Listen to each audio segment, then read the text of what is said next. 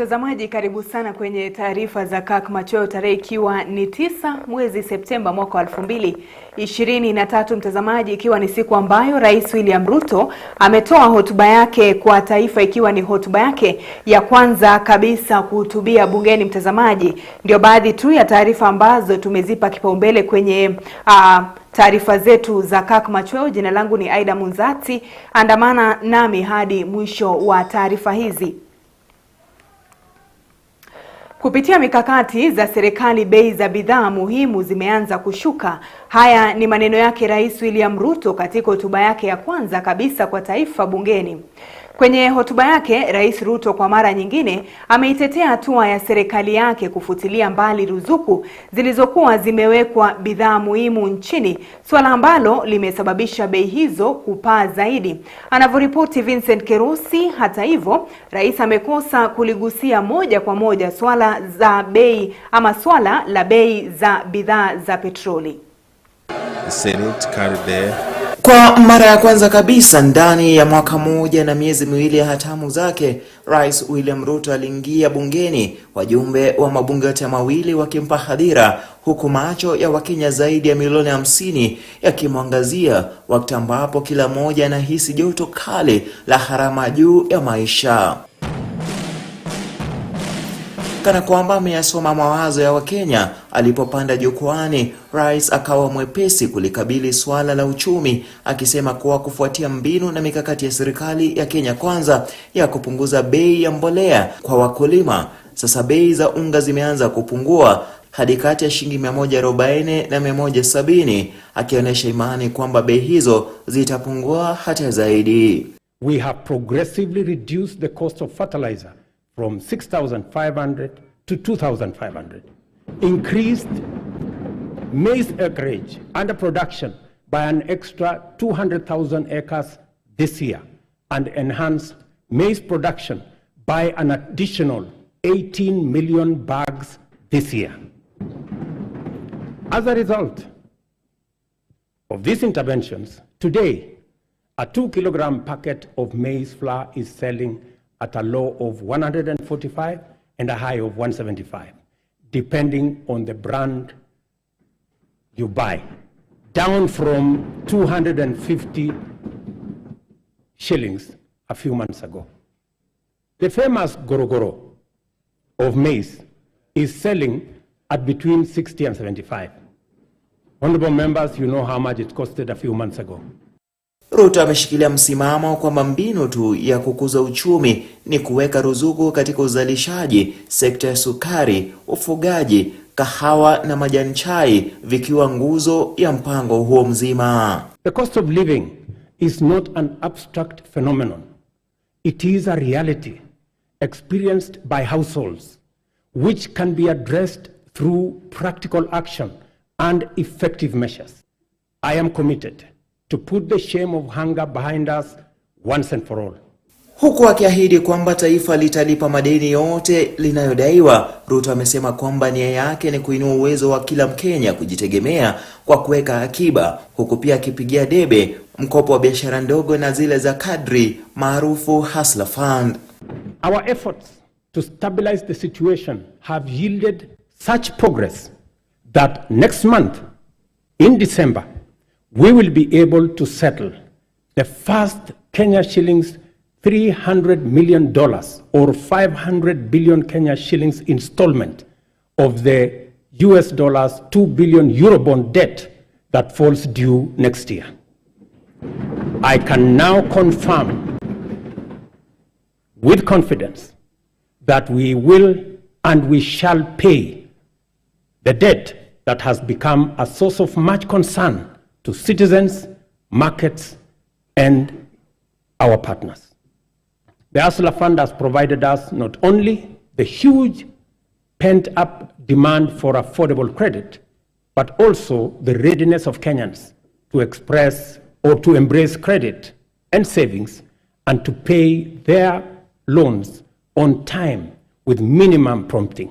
Alipohitimisha hotuba yake, huenda Wakenya walikosa kutoshelezwa na hotuba yenyewe, kwani Rais alikosa kulidadavua swala la gharama ya bidhaa za petroli ambayo inazidi kupanda kila mwezi, ikihofiwa kuchopa zaidi ya shilingi 300 ndani ya miezi michache ijayo. Vincent Kirosi, Kirk Machweo. Na mtazamaji, tutasalia tu kwenye taarifa hiyo kuhusiana na hotuba yake Rais William Ruto. Na kwenye hotuba yake kwa taifa, Rais William Ruto amekariri mustakabali wa serikali kuhusika katika usalama wa kimataifa. Akizungumza, rais ametaja hatua za udhibiti wa usalama wa ndani kama mojawapo ya njia ya kukuza utulivu na mazingira bora ya ukuaji wa sekta muhimu. Na kama anavyoarifu Chris Sambu ni kuwa rais amesisitiza juhudi za kukabiliana na mashambulizi kaskazini mwa bonde la Ufa, akijitenga kuzungumzia operesheni ya kiusalama nchini Haiti ambayo Kenya inatarajiwa kutuma vikosi vya polisi kurejesha utulivu. Katika hotuba yake ya kwanza kwa taifa, Rais William Ruto alikuwa anakumbwa na masuala mengi ya kuangazia, Wakenya wakisubiri kwa hamu na gamu. Ruto, kando na masuala mengine, akionyesha kuwa suala la usalama alilipa kipaumbele. Akizungumza kwenye bunge la kitaifa, rais ameainisha mikakati na miundo mbinu ya serikali katika kuhakikisha usalama wa ndani wa Wakenya, pamoja na kuweka mustakabali kuhusu nafasi ya Kenya kudumisha usalama kimataifa. The security and safety of all citizens is our foremost commitment and most fundamental obligation, without which every other endeavor is not possible. The reason why Kenya has continued on the path of steady progress is that we have maintained stability, peace and security by affirming our territorial integrity and maintaining internal tranquility. Rais akikariri operesheni ya kumaliza mashambulizi yanayotokana na wizi wa mifugo katika baadhi ya maeneo ya bonde la Ufa.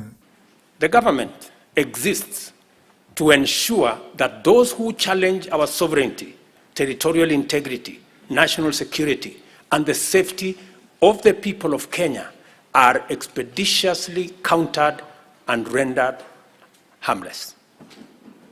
We have therefore taken firm and decisive measures to deal with the challenge of banditry, armed crime, cattle rustling, and other forms of impunity in all parts of the country.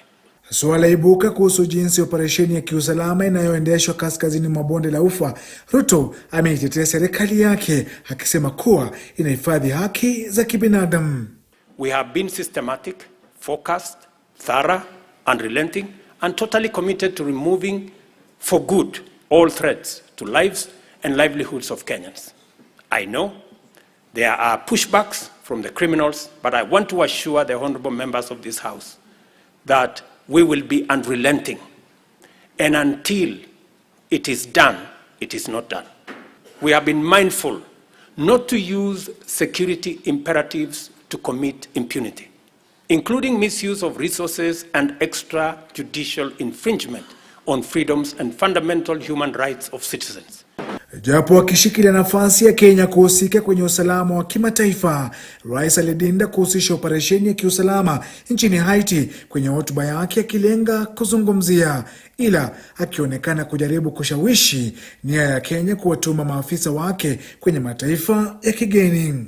We continue to answer our historic, moral and strategic responsibilities to deploy our resources in solidarity with our region in general and our immediate neighborhood in particular. To prevent the imminent collapse of Goma in eastern DRC, which we have had would have had serious consequences for the wider East African region, we deployed our troops under the East African Community Regional Force. Kadhalika, Ruto akidokeza kuwa Kenya imekuwa katika mstari wa mbele kwenye operesheni za amani nchini Kongo na Sudan. Our economy is firmly interconnected with regional, continental, and global economic systems. Our security and stability is likewise integrated with those of our neighbors. Kenya has a fundamental, essential, legitimate, and clear interest in conducting robust diplomacy in form of bilateral and multilateral engagements. Japo kwenye hotuba yake hakutaka kujihusisha na hatua ya Kenya kutuma maafisa 1000 nchini Haiti, huenda akalazimika kurejea tena bungeni atakapowasilisha mswada utakaoruhusu wabunge kuidhinisha operesheni hiyo ya kiusalama. The specter of terrorism is a continuing threat that we must remain constantly vigilant against. Chris Sambu, Kirk Machweo. Na mtazamaji, tutasalia tu kwenye taarifa hiyo hiyo yake ya hotuba ya Rais William Ruto, na utoaji huduma za afya nchini umeimarika maradufu. Hii ni kulingana na hotuba aliyotoa Rais William Ruto leo hii. Rais akitaja vipengee ambavyo serikali yake imeimarisha. Kulingana na rais ni kuwa miswada 4 ya afya alizotia saini hivi majuzi ni mojawapo hatua ambazo serikali yake imepiga katika kuimarisha sekta ya afya humu nchini na kuhakikisha kila Mkenya haswa wa viwango vya chini wanapokea matibabu ipasavyo. Wakati huo huo, rais ameusifia mpango wa uhamasishaji wa afya 100,000 katika kaunti zote 47 ambao wamerahisisha huduma za matibabu kwa kutambua mapema dalili za magonjwa na kuzuia. Taarifa ifuatayo ina ujumbe zaidi kuhusiana na hotuba ya rais hususan kwenye sekta ya afya. Tarehe 19 Oktoba mwaka huu, Rais William Ruto alitia saini miswada 4 ya kufanikisha ajenda ya afya kwa wote. Katika hotuba yake kwa taifa hii leo, rais akielezea namna sheria hizo zimechangia pakubwa katika kuimarisha utoaji huduma za afya kwa Wakenya. I am tremendously grateful to this House and honorable members for enacting the Primary Health Care Act, the new Social Health Insurance Act, the Digital Health Act, and the Facility Improvement Financing Act. These laws, honorable members, will usher in and guarantee a new era in the provision of healthcare. Ni katika hotuba yake ambapo rais vilevile alisifia serikali yake pamoja na serikali za kaunti katika hatua ya kuwapa wahamasishaji wa afya uwezo wa kutoa matibabu katika jamii, ambapo katika mpango huo sasa wahamasishaji hao 100,000 wa afya wahudumia wa Kenya manyumbani moja kwa moja. Under the Afya Nyumbani model, we identified preventive care as an essential pillar of healthcare service delivery because it enables Kenyans to manage their conditions early enough before they cause serious harm in their well-being and productivity. Ikizingatiwa migomo ya mara kwa mara ya wahudumu wa afya humu nchini, rais sasa anasema kuwa serikali yake imehakikisha migomo hiyo haifanyiki kama awali kwa kuhakikisha kuna mifumo mipya, vilevile kuwaajiri wahudumu zaidi wa afya. We have taken measures to resolve the perennial challenge of human resource management in the health sector, occasioning strikes, by establishing the Kenya Health Human Resource Advisory Council, which will be a trusted mediator between government at both levels and our health sector workers. Kulingana na rais vilevile, namna huduma nyingine za serikali zinavyotarajiwa kukumbatia mfumo wa kidijitali, serikali yake inazidi kuhakikisha kuwa halmashauri ya usambazaji dawa na vifaa vya matibabu KEMSA pamoja na idara nyinginezo katika sekta ya afya vilevile zinakumbatia mfumo wa kidijitali katika utoaji huduma. The Kenya Medical Supplies Agency, as part of many radical reforms, will now deploy ICT to manage supply chains of essential health products and commodities. As a result of this small intervention, KEMSA has improved its stocking rate from 40% to 60% in the last 5 months. Nikiripotia Kirk Machweo, mimi ni Vivian Oresha. Na bila shaka shukran sana Vivian Oresha kwa taarifa hiyo. Tuangazie taarifa nyingineyo ambapo rais ameangazia changamoto za ardhi ikiwemo umiliki na usalama wa ardhi, ambazo ni tishio kubwa kwa wananchi haswa wale wa kipato cha chini. Rais amesema kuwa mpango wa nyumba ni suluhisho kwa kuwa utasaidia Wakenya kuishi kwa mandhari mazuri kwa bei nafuu. Rais aidha aliongeza kuwa mpango huo umefungua nafasi za ajira. So even the people in the social space, they also deserve to get 3%. Those in the affordable housing space will get 6% and 9% for the people in the market. I also met the Juakali cluster for Ruiru, and they have been given a contract of 140 million to be able to supply doors and windows. Architects, engineers, quantity surveyors, masons, electricians, plumbers, transporters, steel and cement factory workers, and hardware merchants will be partakers in this transformative. Naam, katika hotuba ya rais amezungumzia elimu ambapo ameangazia masomo ya CBC na kusema kuwa ameshughulikia changamoto iliyokumba junior secondary school. Ameendelea kusema kuwa serikali yake imeajiri walimu 56,750 na pia kupeana mafunzo kwa walimu 8,200 wa shule za msingi ili kuboresha masomo bora ama kuhakikisha masomo bora. Rais aidha amezungumzia deni katika vyuo vikuu ambayo imefikia bilioni 60 na kusema kuwa anashughulikia kwa mpango mpya wa kufadhili wanafunzi.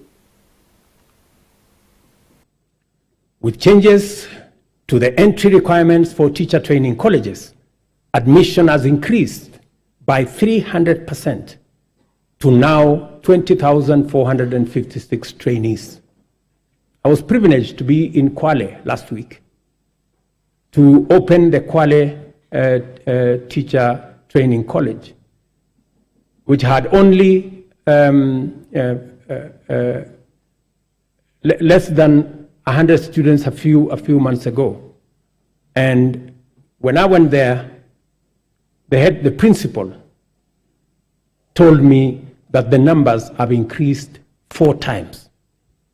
I sat down with all the vice chancellors of our 41 public universities, and we came up with a proposal that we are now implementing.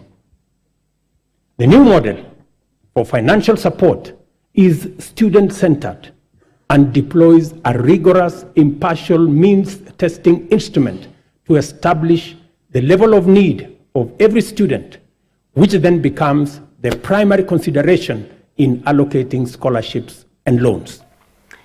Namna Rais William Ruto hii leo ametoa hotuba yake ya kwanza kwa taifa bungeni, huku masuala kama kufutilia mbali ruzuku zilizokuwa zimewekewa bidhaa muhimu, utoaji huduma za afya na hatua za kudhibiti usalama wa ndani zikipewa kipaumbele. Mwanahabari wetu Kelvin Mushiri amezungumza na Wakenya na haya ni baadhi ya maoni ya Wakenya kuhusiana na hotuba yake Rais William Ruto. Hotuba ya rais leo hajaangazia sana maisha ya mwananchi wa chini. Alituambia ni hustler bottom up. Unaona, ametuambia hustler bottom up, lakini hakuna kitu anatufanyia. Sababu ukiangalia anaongeza mafuta ya gari, anaongeza mafuta kila kitu, anaongeza bei za unga, anaongeza kuchukua mpaka kitambulisho, na kitambulisho ni bure. Anaongezea parking kama Sakaja. Unaona, sasa na hiyo inatukasirisha sana kama wananchi wa chini. After school fees ndio yeye ametuongezea na tuna wanafunzi shule. Badala tupunguzia hata tulisaidia na help, tusaidie na hii ilito na Kibaki. Kutulipia nusu. Lakini sasa tufanye aje? Tuendelee kuumia hivi. Juu kila kitu kishapanda hata nyumba itapanda. Sasa tuende tuishi wapi? Ndio El Nino funds zilitoka, badala angetupampia hata kwa education hiyo funds. Hatujui zilienda wapi. Atupange vizuri. Sisi kama wananchi wa chini tujipange, tukue at least na kitu. Hatuwezi kuwa tunaumia hivyo kila siku. Na ni rais wetu. Unajua alitupromise.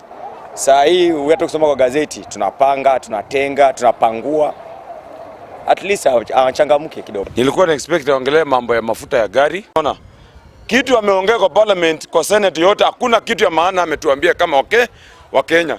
Mimi nikishika kitambaa yangu ndo chakula yangu nakula hapa. Wananchi wametoa hisia tofauti kufuatia hotuba ambayo Rais William Ruto ametoa akiwa bungeni. Katika hotuba yake, Rais William Ruto ameangazia masuala tofauti yakiwemo ujenzi wa nyumba za bei nafuu, kuwepo kwa mbolea iliyoripiwa ruzuku na usalama nchini. Wananchi wanasema kuwa hotuba hii imeenda kinyume na matarajio yao. Nikiripotia runinga ya Kirk, jina langu ni Kelvin Mushi. Na sasa tuachane na hayo ya hotuba yake Rais William Ruto. Sasa tuangazie masuala mengine humu nchini, ambapo madhara mbalimbali ya mvua kubwa zinazoendelea kunya katika maeneo mengi nchini yanaendelea kushuhudiwa. Kama anavyoripoti wa Aida Munzatsi, mvua hizi zimesababisha vifo vya watu, kupotezwa kwa mali na hata kusimamishwa shughuli za uchukuzi maeneo ambayo barabara zimeharibiwa.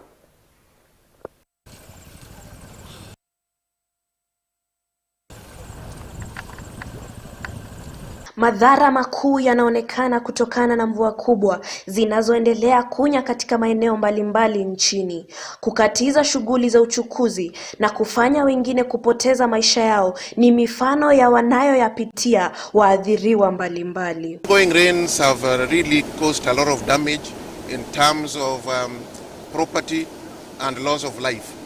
In the entire region, 14 people have lost their lives, and this is particularly caused through drowning.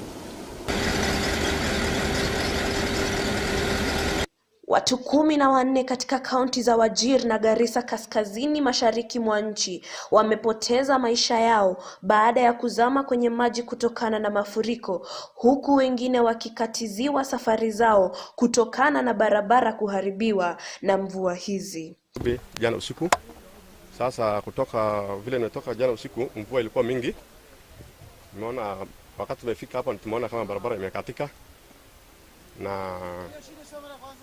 na si mara ya kwanza. Siku yote tulikuwa hapa nashinda kuvuka hiyo bridge, imemoka. Hii bridge ya kwenda kutoka Garissa tu mpaka Madokash imekatika on the way. Huku serikali kuu pamoja na za kaunti zikijaribu mikakati mbalimbali kuwasaidia walioathirika kutokana na mafuriko. Waathiriwa walioko katika kambi ya Madogo kaunti ya Tana River wanatoa malalamishi ya kukosa chakula na maji safi katika kambi hiyo. Kwa sababu hata njaa imetuzidia. Tumeona tu Red Cross wamekuja na kuna shida ya mahema ni kidogo na hatuelewi kile kinaendelea inatutosha ama vipi. Lakini shida ya Mororo na wale wengine ambao wamehama kutoka huko iko shida kubwa sana. County government na serikali kuu ya rais wetu Ruto atuangalie sana watu wa Mororo. Mji wetu ni kama ni shamba tu.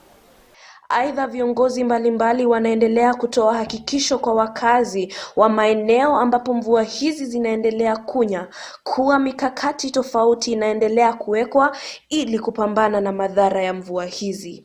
Wamewaomba watu kutotumia barabara zilizoharibika na kuepuka maeneo yaliyoathirika. I'm cautioning the members of the public to avoid waterlogged areas. Aida Munzatsi, Kirk. Na mtazamaji, baada ya taarifa yake wa Aida Munzatsi, mie sina la ziada. Ni hayo tu tuliokuwa tumekuandalia kwenye taarifa zetu za Kirk Machweo. Mtazamaji, ikiwa unaungana nasi sasa hivi, kumbuka taarifa hizi vile vile utazipata kwenye mitandao yetu ya kijamii Facebook na YouTube ikiwa ni Kirk TV Kenya. Shukran sana kwa kuungana nami. Niite Aida Munzatsi na kutakia usiku mwanana.